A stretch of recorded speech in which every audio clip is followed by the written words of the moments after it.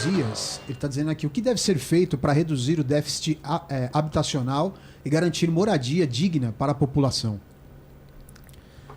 Esse tema eu gosto bastante aí, falando de planejamento urbano. As grandes cidades brasileiras têm problema. O Brasil tem um problema de déficit habitacional e as capitais, sobretudo, por causa da quantidade de pessoas, né, que se mudaram para elas em busca de oportunidade. E aí nós vamos ter dois caminhos principais. Um deles é o dentro da economia de mercado.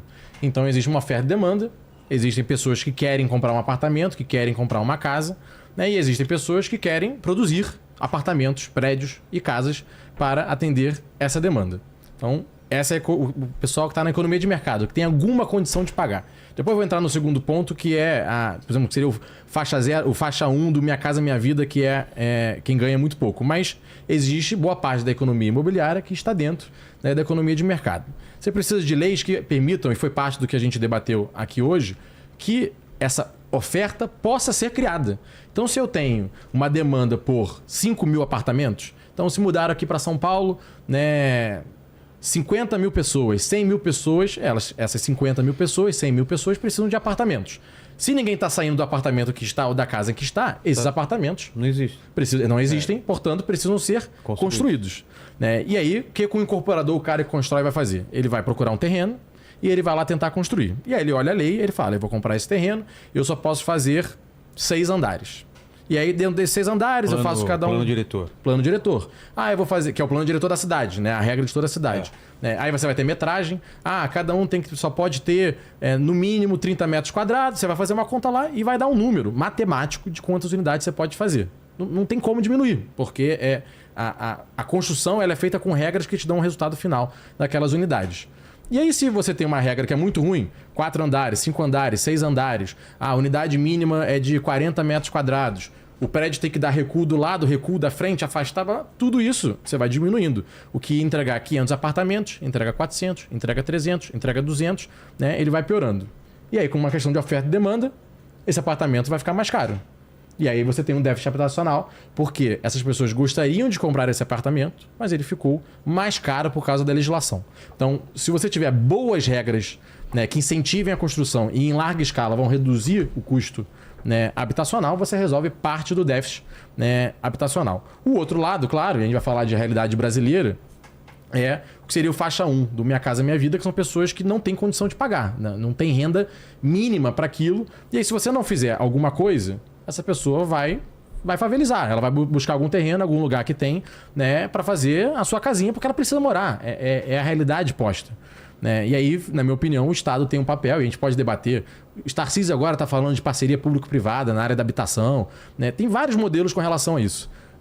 Mas o Estado tem um papel na habitação nessa faixa. Então, deixar a parte de mercado competitiva, produção de larga escala para atender essa demanda, né? E para quem não tem condição de pagamento, o Estado, na minha opinião, via parceria público-privada, modelos que incentivem. Eu, inclusive, tenho muita crítica, Elias, ao Minha Casa Minha Vida, nem tanto pela ideia de atingir o faixa 1. E sabe que a maior parte do orçamento do Minha Casa Minha Vida vai, na verdade, para o faixa 3 e para o faixa 2. O governo evita o faixa 1 porque ele é muito difícil de ser operacionalizado. Né? E o outro lado, urbanístico, aí nem tanto financeiro, o Minha Casa Minha Vida, você vai pegar, né, Rio de Janeiro, como Minha Casa Minha Vida, né, acabou sendo construído. Vamos pegar um bairro distante do centro da cidade, Paciência, parte de Bangu. Vamos pegar bairros que estão distantes da maior parte do emprego, estou falando distante, né? Rio de Janeiro um só, mas estão distantes da maior parte dos empregos que estão no centro da cidade do Rio de Janeiro. Eu não vou conhecer, talvez fosse uma comparação Zona Sul de São Paulo, né? Acho que é a parte mais distante de chegar. Né? E lá eu vou construir Minha Casa Minha Vida, que não está conectado a trem, que não está conectado a metrô, que não passa ônibus, que o posto de saúde mais perto está a 2 quilômetros e ainda nem chegou à escola. Isso não é programa habitacional, isso não é programa de planejamento urbano. Isso é programa financeiro que, na verdade, acabou criando grandes conglomerados. MRV é uma que se beneficiou muito disso. Algumas construtoras cresceram muito, muito no Brasil, né, com base nesse modelo, que eu sou muito crítico.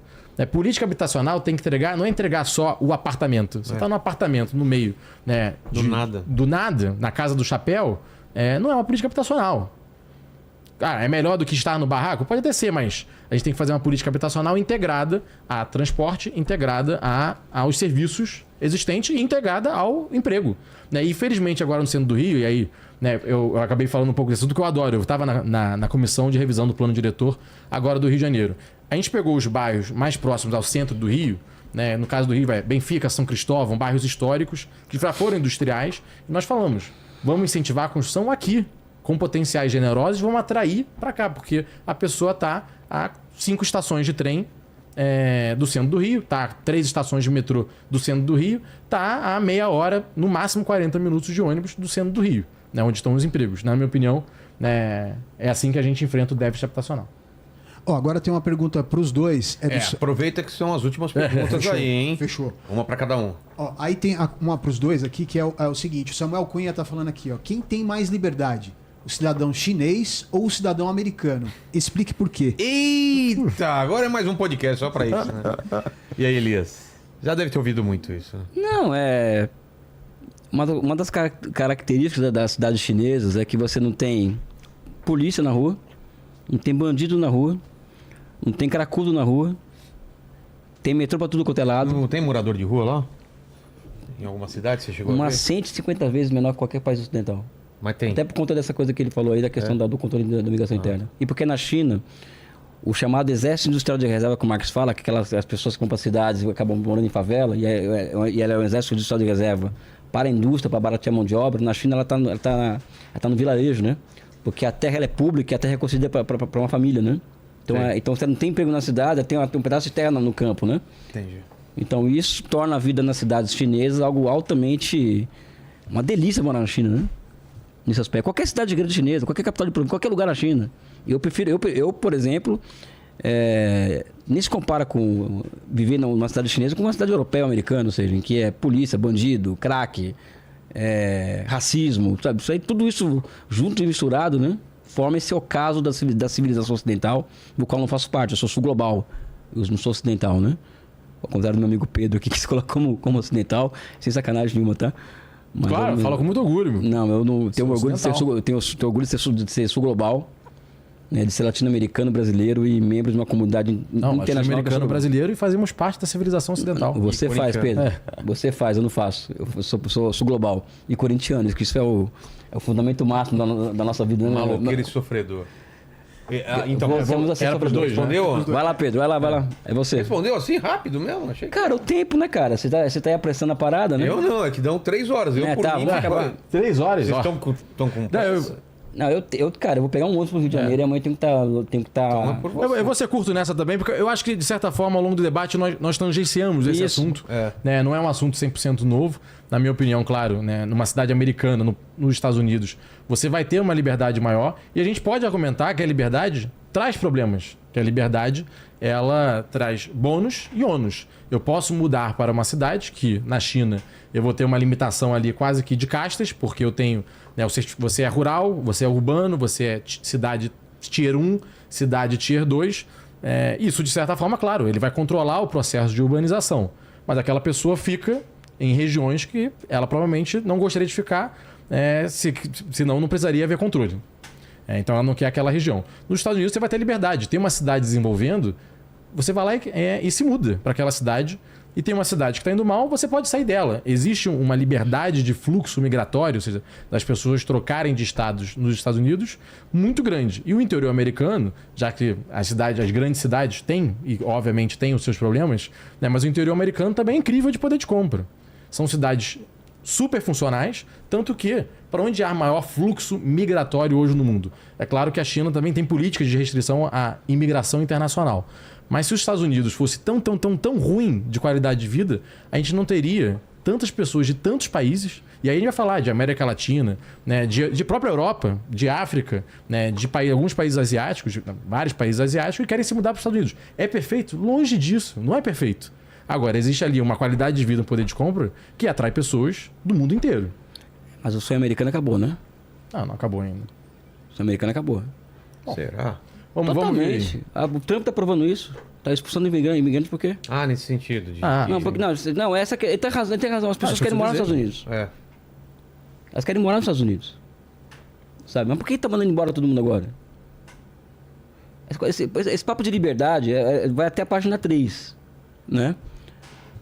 Porque entra um fascistóide de plantão lá, acabou a festa, imigrante, cucaracha, vai embora daqui. Quero ver o que vai fazer com a mão de obra. Não, vai embora. Não, a questão mais de fundo, eu acho. é um Estado que tem valores, vamos dizer assim, claramente nazistas, entendeu? No seio da sua sociedade, né? Em que as pessoas naturalizam abertamente valores no seio da sua nazistas, sabe? E que as pessoas... O Trump foi eleito presidente dos Estados Unidos. O Reagan foi eleito presidente dos Estados Unidos. O Trump ontem ele falou abertamente de uma limpeza étnica na Palestina. Isso naturalizado. Cara, que absurdo. Mas são 200 anos de capital da imigração mundial. Os Estados Unidos é formado de 200 anos de imigração. E da escravidão, inclusive. Os culos chineses e tal. Você tem toda essa história. Não é uma história bonitinha. Não é também. Perfeito. Não é bonita, inclusive. Tem os culos chineses. Não é bonita essa história, entendeu?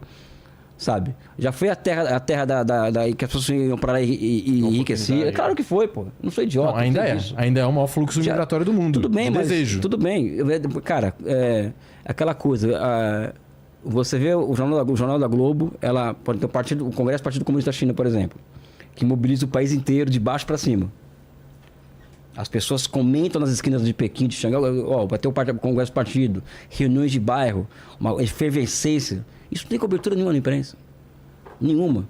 Agora, quando a oligarquia financeira, terrorista financeira americana se reúne naquelas eleições que custam 16 bilhões de dólares, porque para que custa tudo isso de uma eleição, né? Para comprar a cabeça, né? É celebrado como uma festa da democracia, a festa do país da oportunidade. Você vê o tempo inteiro essa propaganda há mais de 200 anos, de que é o país da oportunidade, é evidente que vão querer ir para lá.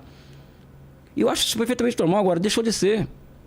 Não, ainda é o país mais desejado de Não, é o mais desejado. Não, eu não estou falando, isso é dado, isso trouxe, é fato. Agora, é uma sociedade que já era, meu amigo. Uma sociedade que. Uma sociedade. Não é o tempo, tá? É a realidade, ou seja, Los Angeles, você pega um metrô de Nova York, por exemplo, e compara com o chinês. Vai dar uma volta, anda 10 km de Xangai e anda 10 km de Los Angeles. É aquela coisa do anfetanil, sabe? Entendeu? Por isso que eu queria muito para a China, para ver. Não, vai ver. É incomparável. É incomparável. Não a qualidade agora, de vida no país como a China. Fecharam o TikTok, os americanos começaram a entrar num não. aplicativo chinês e trocar ideias. Os caras perceberam que tudo que falam sobre a China é mentira, porque a democracia americana é uma mentira. Né? Que ali são a Pepsi Cola e a Coca-Cola, né? Vão se revezando. Existem duas classes de oligarcas que controlam os Estados Unidos, né? Um democrata e um republicano. Né? E mentem abertamente. Porque Trump e Obama não tem diferença. Oi? Trump e Obama não tem diferença. Tem diferença. Tem diferença. O país consegue definir o seu rumo. Uns matam menos palestinos e árabes, outros matam mais. Tem essa diferença. Isso é muito reducionista. Né? Não é reducionista, isso é fato. Isso reduzir é fato. os Estados Unidos a isso. Cara, a questão que a gente pensa que os Estados Unidos é Nova York, não é. Claro que não é. Inclusive, a gente está falando aqui muito interior americano. A esquerda brasileira, boa parte da esquerda brasileira, que eu não faço parte, quer morar em Nova York. Assim como a direita brasileira quer morar em Miami. Sabe? Só que a realidade americana não é essa, entendeu? Esse que é o ponto. É uma sociedade decadente. Tá caindo de podre dos Estados Unidos. E isso é só você dar uma volta em Los Angeles, você vai ver. Aí vem o americano, a China é uma ditadura, a China é isso, a China é aquilo, aquela fake news que não se sustenta por 5 minutos. Basta cair um aplicativo, o cara conversar com o chinês, o cara ver, por que estão mentindo para mim? Por que mentiram para mim esse tempo todo? Porque é verdade, eles mentem sobre a China. Elias, não tenho pretensão de te convencer que os Estados Unidos não é decadente ou que a história acabou. Até porque, e aí com todo... Tivemos um debate muito bom sobre a China. Não, digo a China recente, né? Mas a China tem aí nesse fluxo pós abertura de mercado, década de 80 e 40, 45 anos. Se for pegar desde Mao, vamos ter aí 60, 70 anos.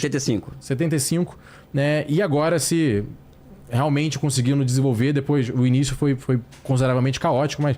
Cresceu 6,6% ao ano. Mas teve grande salto, mas tudo bem. Não teve, o ponto não é esse. Mas acho cedo, precipitado, você dizer, os Estados Unidos, né, que está aí 200 anos... se manteve crescendo regularmente, atraindo as melhores mentes do mundo e com 1000 problemas, não quero dizer isso. Agora, me lembra um pouco a União Soviética, fosse visitar lá Moscou, São Petersburgo, e mesmo a fronteira do conhecimento, tinha épocas que a União Soviética estava lá falando, damos pau nos Estados Unidos, mandamos o cachorro para a Lua e estamos na frente, e colapsou. E eu não estou dizendo que a China vai colapsar, eu acho que é cedo para dizer.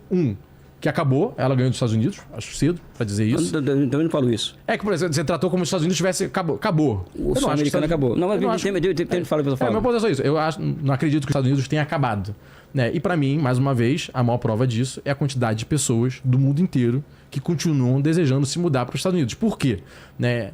Porque quando ela sai do país dela, a produtividade, que a gente está falando do americano, que segue impressionante, num país ela consegue produzir X, que ela vai ter lá 2 mil, 5 mil, 7 mil dólares de renda, no que ela entra nos Estados Unidos, né, e se adapta àquele mercado, a renda duplica, triplica, quadruplica. E é isso que atrai as pessoas. Vamos o poder de Pedro. compra.